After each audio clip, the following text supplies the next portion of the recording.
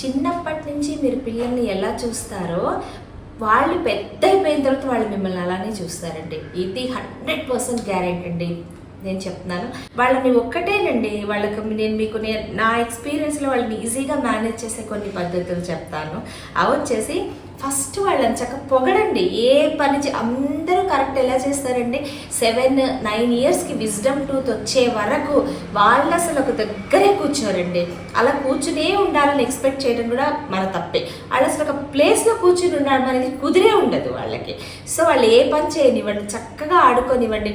Free వాతావరణంలో, స్వచ్ఛమైన స్వేచ్ఛగా వాతావరణంలో వాళ్ళు పెరిగారంటే వాళ్ళు మిరాకిల్స్ చేస్తారు. నేను చెప్తున్నాను, వాళ్ళని బిజీ ఉంచండి, వాళ్ళకి ఏదో ఒకటి నేర్పించండి, వాళ్ళతో ఆడండి. మీకు వాళ్ళతో ఆడే టైం లేకపోతే వాళ్ళకి జతగా ఇంకో పిల్లలతోటి వాళ్ళని కూర్చి వాళ్ళు ఏం చేస్తున్నారో అబ్జర్వ్ చేయండి. మీరు అఫ్కోర్స్ అయినో మీరు ఆఫీస్ పనులు ఉంటాయి, ఇంటికి వచ్చేసరికి చాలా అలసిపోతారు పాపం, కానీ వాళ్ళని ఎంగేజ్ చేసి ఉంచితే వాళ్ళు మీ జోలికి కూడా రారు. కాసేపు చదువుకొనివ్వండి, లంచాలు ఇవ్వండి. ఇవాళ రేపు నువ్వు ఈ పని చేస్తే నేను నీకు ఇది కొనిపెడతా, నీకు ఇష్టమైన పని చేస్తే నేను ఇది కొనిపెడతా. మరి నీ ఇష్టం వచ్చింది నేను విన్నాను కదా, నా ఇష్టం వచ్చింది నువ్వు కూడా వినాలి. నేను చెప్పినట్టు నువ్వు విన్నావు అనుకో, నువ్వు ఎంత గ్రేట్, మీ స్కూల్లో అందరికీ చెప్తా. అలా అన్నారనుకోండి బాగుంటుంది.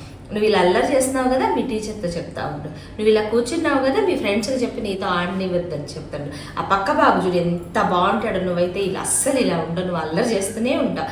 ఇలాంటి మాటలు ఏ ఏజ్ పిల్లలైనా నేను చెప్పేది ఎస్పెషల్లీ అండి 4 to 11 ఇయర్స్ వరకు మీకు వర్క్ చేస్తాయండి.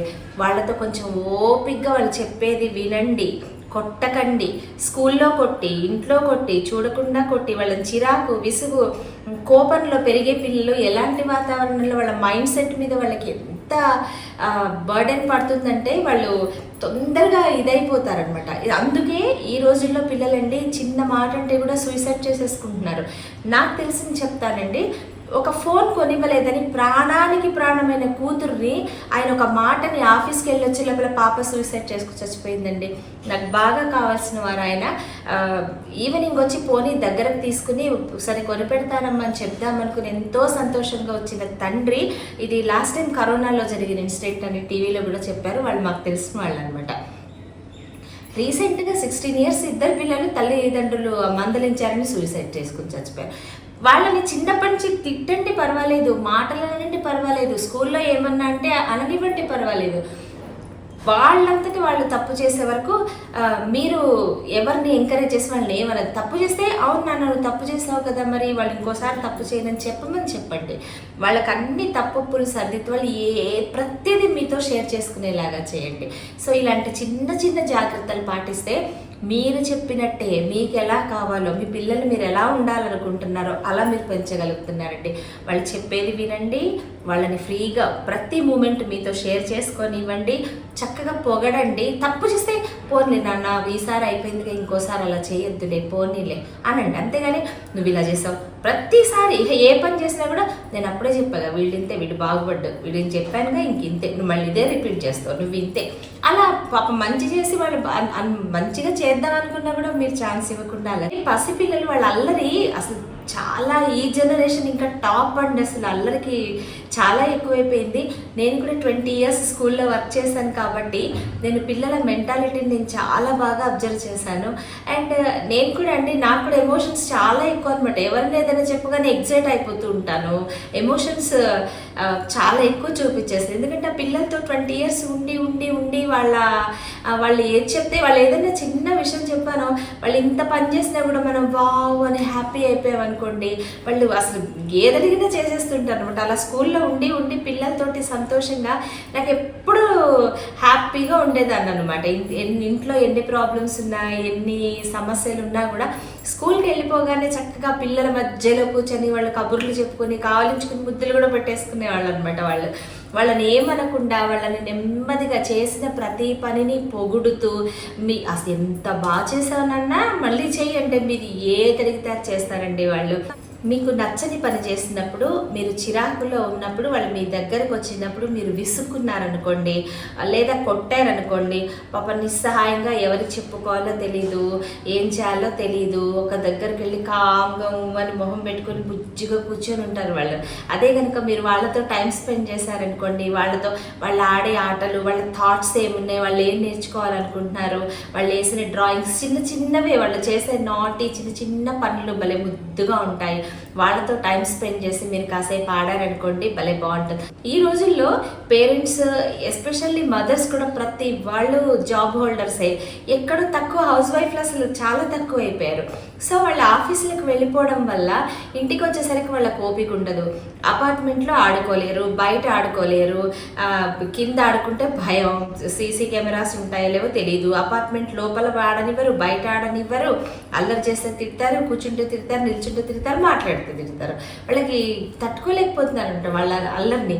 ఈ మధ్య నా మనవరాలు అడుగుతుంది, ఏంటమ్మమ్మ క్లాస్లో మాట్లాడకూడదు, బయట మాట్లాడకూడదు, వ్యాన్లో మాట్లాడకూడదు, ఇంట్లో ఎప్పుడు మాట్లాడాలి మరి మేము అని. కరెక్ట్ కదండి.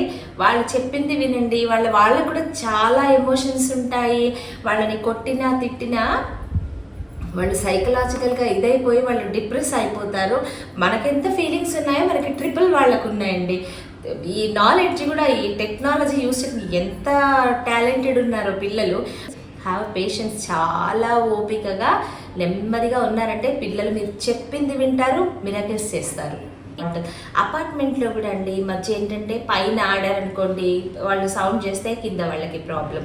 అపార్ట్మెంట్ లోపల ఆడారనుకోండి కార్లు పాడైపోతే పిల్లలు ఆడటానికి వీల్లేదు. బయట రోడ్ల మీద ఆడారనుకోండి సేఫ్టీ లేదు. సో వాళ్ళకి కొంచెము ఈ జనరేషన్ పిల్లలకి వాళ్ళకి ఓపెన్ ప్లేస్, కానీ ఇప్పుడు మా చిన్నప్పుడు అయితే విపరీతంగా ఆడుకునే వాళ్ళం. ఎంతమంది పిల్లలు అందరితో కలిసి ఆడుకోవడం వల్ల అది వేరే ఉండేది. ఇప్పుడు అసలు ఒక్క పిల్లలు, అది కూడా వాళ్ళ పేరెంట్స్ తోటే, వాళ్ళ పేరెంట్స్ ఎంతసేపు వాళ్ళతో టైం స్పెండ్ చేయగలుగుతారు. సో ఎవరికి వాళ్ళు ఫోన్స్ ఇచ్చేయటము, తర్వాత టీవీలు, మా ఇళ్లలో కూడా ఉంటాయండి ఇవన్నీ. ఇంకా అది ఇవ్వకపోతే వాళ్ళు ఎడిక్ట్ అయిపోయి వాళ్ళ న్యాచురల్గా వాళ్ళు ఏం చేయగలరో వాళ్ళ టాలెంట్ కూడా పోతుంది అనమాట. సో చిన్న చిన్న జాగ్రత్తలు పాటించి పిల్లల మీద ఎక్కువ కాన్సన్ట్రేట్ చేస్తే కనుక వాళ్ళు మీరు చెప్పినట్టే వింటారు. వాళ్ళని నెమ్మదిగా పక్కన కూర్చోబెట్టుకొని ప్రతిరోజు స్కూల్లో ఏం జరిగింది, టీచర్ ఏం అన్నారు, నువ్వేం చేసావు, నువ్వు ఏం చదువులో ఎట్లా ఉన్నావు, నీ ఏం ఆడిచ్చారు, నువ్వెవరిని ఏమన్నా కొట్టావా, ఇవన్నీ, లేదా నువ్వేమన్నా అన్నావా, ఇలా అన్నీ చక్కగా కూర్చోబెట్టి వాళ్ళతో ఏం తిన్నావు, బాక్స్ అంతా కంప్లీట్ చేసావా లేదా. పాపం ఫుడ్ కూడా అండి, నేను స్కూల్లో చేసేదాన్ని కదా, పాడైపోయిన అన్నం కూడా పెట్టిన సందర్భాలు ఉండేవండి. నేను చూసి చాలా, అక్కడ స్కూల్లో బిస్కెట్ ప్యాకెట్స్ ఉంటే అవి పెట్టేవాళ్ళం. అలా ఎన్నో విషయాల్లో జాగ్రత్త తీసుకోవాలి పసిపిల్లల గురించి. ఫుడ్ కూడా వాళ్ళకి ఇష్టం లేదు, ఈ రోజుల్లో బాక్స్ వదలటానికి వీలేదు, మొత్తం తినాల్సిందే. వాళ్ళకి నచ్చినా నచ్చకపోయినా ఇష్టమైన పెట్టినా ప్రతిరోజు ముందే ప్లాన్ చేసుకొని వాళ్ళు ఏం తింటారు, వాళ్ళకి ఏ ఇష్టమైన డిష్, వాళ్ళకి ఏది ఇష్టం, అది వాళ్ళకి ఇష్టమైందే పెట్టారనుకోండి. 5 రోజులు వాళ్ళకి ఇష్టమైంది పెడితే, ఇష్టం లేనిది వీళ్ళు 5 రోజులు నీకు పెట్టాయి కదా నాన్న, ఒక్కరోజు అమ్మ కోసం ప్లీజ్ నా కోసం తింటామంటే తప్పకుండా తింటారు వాళ్ళు. అలా ప్రేమతోటి మార్చుకోవాలి తప్ప కొట్టి తిట్టి ఏమి సాధించలేమండి. ఇంకొక మెయిన్ విషయం, ఫ్రీ మూమెంట్ వాళ్ళకి చెప్పండి. మీరు కష్టపడ్డారా, మీ దగ్గర డబ్బులు ఉన్నాయా లేవా, మీరు సుఖంగా ఉన్నారా, కష్టాల్లో ఉన్నారా. కొంతమంది ఏం చేస్తారంటే పిల్లలకి ఏమి తెలియకూడదని ఏం చెప్పరు, ఇక లాస్ట్లో తెలుసుకున్నాక ఇంకా వాళ్ళు చేసేది ఏం లేదు. బట్ మీరు సుఖపడుతున్నారా, కష్టపడుతున్నారా, వాళ్ళ కోసం మీరు చేసిన త్యాగాలు చెప్పారనుకోండి, మా ఫాదర్ నా కోసం ఇలా చేశారు, సో నేను కూడా పాపం వాళ్ళకి ఏమైనా చెయ్యాలి. అలా వాళ్ళకు కూడా ఒక థాట్ అనమాట. కష్టపడి పెరిగాం కాబట్టి మనం ఇప్పుడు ఇలా ఉండకూడదు, మనం జాగ్రత్తగా ఉండాలి, మనం ఎంత కష్టపడి పైకి తెచ్చారో మనకు తెలుసు. ఇలాంటి విలువలన్నీ వాళ్ళకి నేర్పించి పిల్లల్ని పెంచారనుకోండి, మీరు ఎలా చూసారో యద్భావం తద్భవతి, మీరు పిల్లలకి ఏది ఇచ్చారో అదే మీకు దొరుకుతుంది. Thanks for watching. నాకైతే చిన్న పిల్లలంటే ప్రాణం అండి. ఇప్పటికీ నాకు ఇంట్లో ఇంకా చూసుకోలేక నేను వెళ్ళట్లేదు, కానీ ఇప్పటికీ ఆ మెమరీస్ అన్నీ తలుచుకుంటూనే ఉంటాను పిల్లలు నాతో స్పెండ్ చేసినవండి. Thanks for watching. ఈ వీడియో మీకు నచ్చినట్లయితే please share and subscribe to our women FM. Thanks for watching. ఇంకో మంచి టాపిక్ తోటి మళ్ళీ ముందుకు వస్తాను.